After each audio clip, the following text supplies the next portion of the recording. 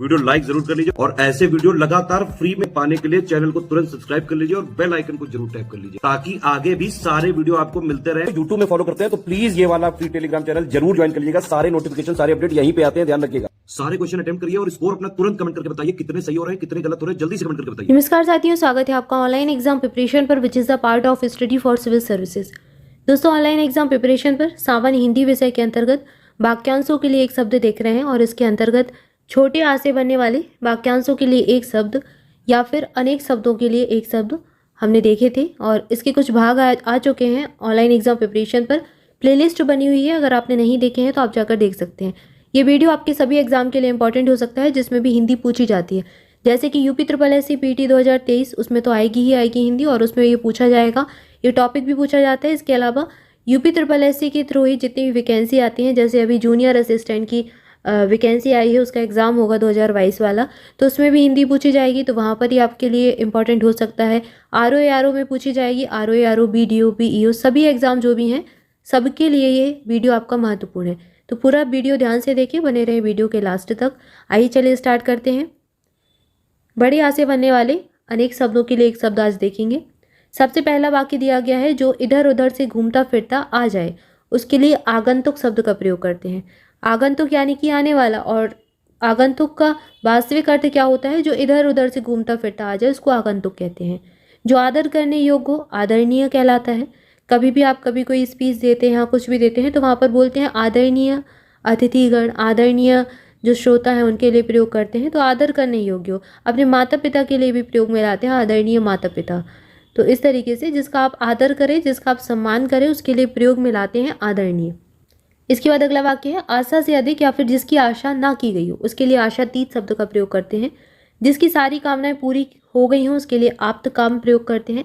काम यानी कि कामनाएं और आप्त यानी कि पूरी होना, सारी कामनाओं का पूरा होना, उसके लिए आप्त काम शब्द का प्रयोग करते हैं। ऋषि निर्मित अथवा कथा हुआ कथित, ऐसी कोई चीज़ जो ऋषि ने कही हो या फिर ऋषि ने कहा हो, उसके लिए आर्ष शब्द का प्रयोग करते हैं।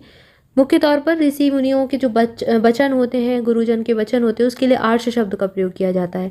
इसके बाद अगला वाक्य है, जो भविष्य के प्रति आशावान हो उसको आशावादी कहते हैं।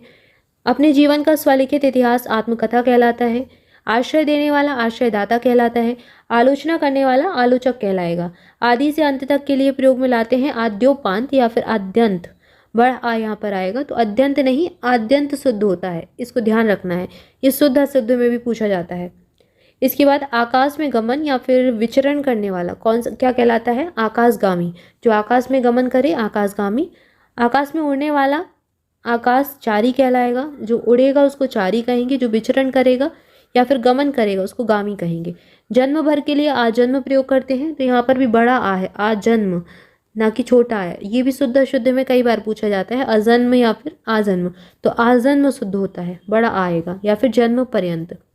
इसके बाद अगला वाक्य है, वह स्त्री जिसका पति परदेश से आने वाला हो उसके लिए आगमी इस्त पतिका शब्द का प्रयोग करते हैं। आगमिष्यत पतिका ये पूरा शब्द है। अग्नि से संबंधित या फिर आग का आग्नेय कहलाता है। पूरे जीवन में आजीवन कहलाता है। जो ईश्वर को मानता हो उसके लिए आस्तिक प्रयोग करते हैं और जो ईश्वर को ना मानता हो उसके लिए नास्तिक शब्द का प्रयोग करते हैं। इसके बाद अगला वाक्य है, जिस पर किसी का आतंक छाया हो, तो वहाँ पर सही शब्द क्या होगा? आतंकित होगा, बड़ा आएगा, आतंकित।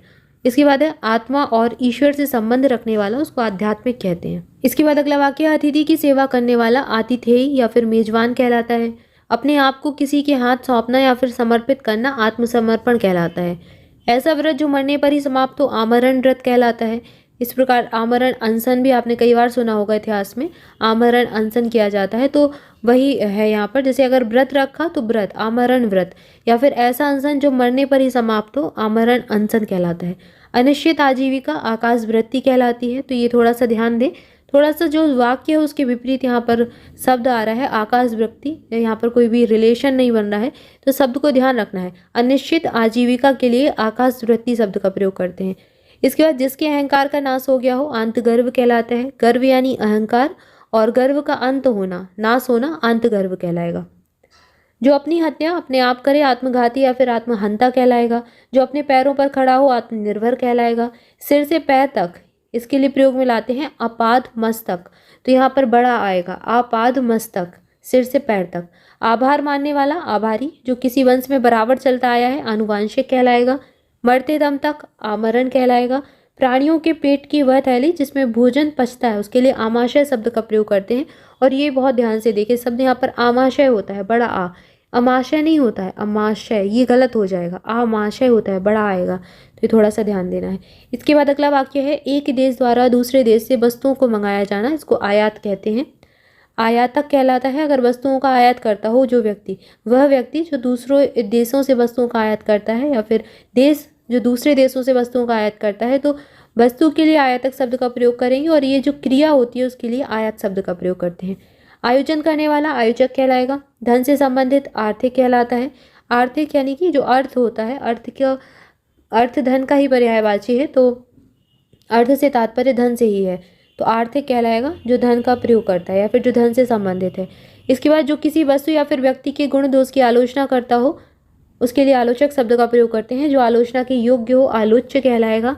जो आलोचना करता है वो आलोचक, जो आलोचना की योग्य हो आलोचक। किसी अवधि से संबंध रखने वाला आवधिक कहलाएगा। इसके बाद भाई कवि जो तत्काल तत्क्षण कविता कर डालता है उसको आशु कवि कहते हैं। जो तत्काल प्रभाव से कविता कर दे, उसको एक टॉपिक में ले और कविता कर दे तुरंत, तो उसको आशु कवि कहते हैं। वह क्लर्क जो आशु लिपि या फिर शॉर्ट हैंड जानता हो उसको आशु लिपिक कहते हैं। जिसे विश्वास या फिर दिलासा दिलाया गया हो उसको आश्वस्त कहते हैं। दूसरे के सुख के लिए अपने सुखों का त्याग करना आत्मोत्सर्ग कहलाता है। आत्म उत्सर्ग, आत्म धन उत्सर्ग से बना है आत्मोत्सर्ग, तो आत्मोत्सर्ग क्या है, जो अपने सुख का त्याग करते। इसके बाद अगला वाक्य है, यह सिद्धांत कि मनुष्य को सदा किन्हीं आदर्शों का पालन करते रहना चाहिए उसको आदर्शवाद कहते हैं। जिस पर आक्रमण हो आक्रांत कहलाएगा। आक्रमण करने वाला आक्रामक कहलाता है। वह स्त्री जिसका पति परदेश से लौटा हो आगत पतिका कहलाता है। वहाँ पर वह स्त्री आगत पतिका कहलाएगी। जन्म लेते ही मर जाने वाला आदंडपात कहलाता है। अत्याचार करने वाला आतताई कहलाता है। तो यहाँ पर एक छोटा ता है, उसके बाद बड़ा ता है, आतताई। इसके बाद अगला वाक्य है, बालक से वृद्ध तक अबाल वृद्ध कहलाता है। जड़ से चोटी तक आमूल चूक। यहाँ पर कभी कभी जब परिवर्तन की बात आती है तो कहते हैं कोई भी कार्य था उसमें आमूल चूक परिवर्तन किया, यानी कि जड़ से चोटी तक परिवर्तन कर दिया। जन्म लेना और मरना आवागमन कहलाता है। भगवान के सहारे अनिश्चित आय को आकाश वृत्ति कहते हैं। वह जो अपने आचार से पवित्र है आचार पूर्ण या फिर पवित्राचारी कहलाता है। जो परंपरा से सुना हुआ हो उसको कहते हैं आनुश्राविक।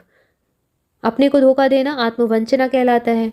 अपने को धोखा देने वाला आत्मवंचक कहलाएगा। ऊपर चढ़ने वाला आरोही कहलाता है और नीचे आने वाला अवरोही कहलाएगा। अवरोही, यहाँ पर आरोही है, ऊपर चढ़ने वाला।